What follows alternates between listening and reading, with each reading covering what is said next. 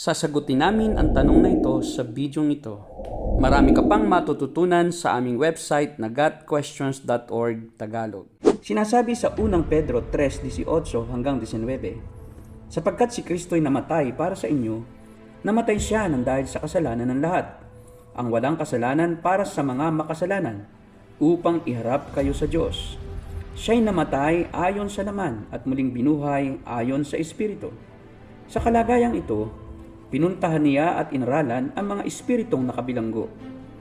Ang salitang ayon sa Espiritu sa talatang 18 ay eksaktong kahalintulad ng pagkakaayo sa salitang ayon sa laman. Kaya nga pinakamainam na iugnay ang salitang Espiritu sa salitang laman. Ang tinutukoy sa talatang ito na laman at Espiritu ay ang laman at Espiritu ni Kristo. Ang mga salitang binuhay ayon sa Espiritu